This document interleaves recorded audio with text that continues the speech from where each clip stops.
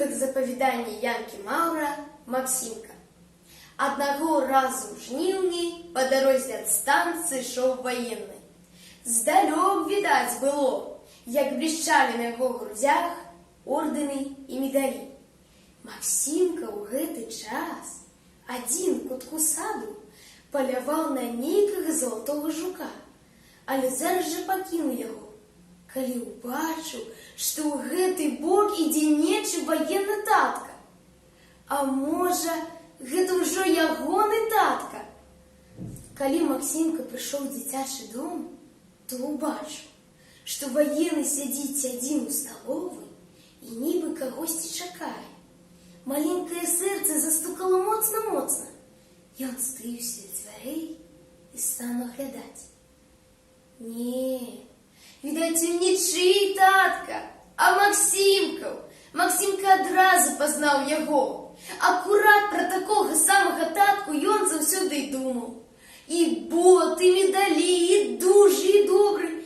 А татка цяпер не пазнаў Максімку таму, што ён ужо вырас. Схіліўшы галаву і хвалючыся, Максімка ўвайшоў у сталовую і бокам пасунуўся да ваеннага. Ён праціснуўся паміж каленяў і шчыра прытуліўся да яго грудзей.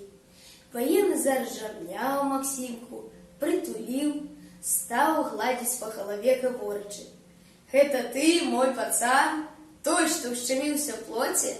Добры хлопец. А як цябе зваць?» «Максімка».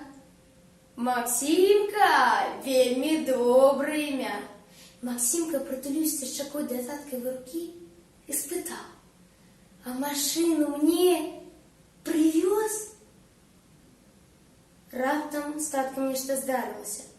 Ён перастаў смяяцца, спахмурнеў, нават адсунуў руку ад Максімкавай шчыкі, нібы чагось спалохаўся. Потым дзвюма рукамі моцна сціснуў Максімку за плечы, паглядзеў на яго сур'ёзна, нібы сурова, і ціха прамовіў: «Бедны хлопчык». У гэтую хвіліну ў сталовую ўвайшла цётка Каця, а з ёй Толя. Толя крыкнуў: «Тата!» і пабег да ваеннага, а той пайшоў яму насустрач, схапіў пад пахі, падняў высока-высока, а потым прыціснуў да сабе, пацалаваў і сказаў: «А які ж ты вялікі зрабіўся!» Павярнуўшыся, ён зноў убачыў Максімку. Той стаяў, апусціўшы рукі, і з вялікай пакутай глядзеў на бацьку з сынам. З вачэй яго збіраліся скаціцца дзве кропелькі. Зноў ваенны перастаў смяяцца, спахмурнеў. «Хто гэты хлопчык? Ці ёсць яго бацькі?» ціха спытаў ён у цёткі Каці. «Гэта наш слаўны Максімка», адказала цётка Каця. «Бацька яго загінуў пад Сталінградам, а маці закатавалі немцы. Больш яго нікога няма». «Калі ласка, прашу вас», стаў прасіць ваенны, «суцешце яго як-небудзь. Ён жа палічыў мяне за свайго бацьку».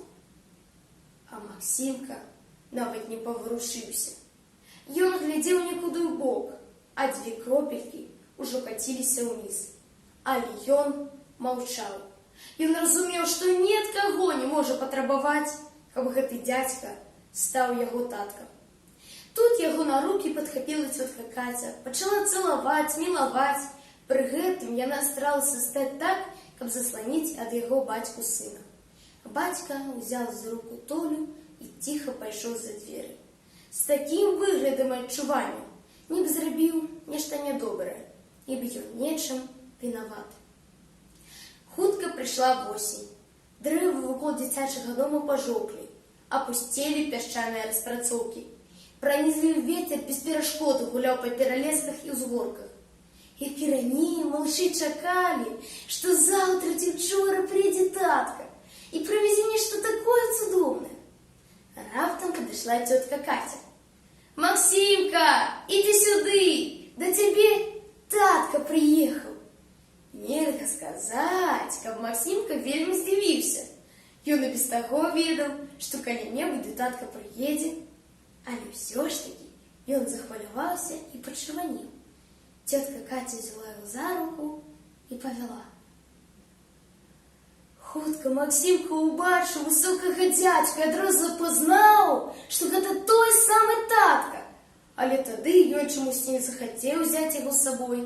Затое цяпер ён сам падышоў да Максимкі, узяў яго на рукі і сказаў: «Ну, Максимка, збірайся, едзем дадому, мама чакае».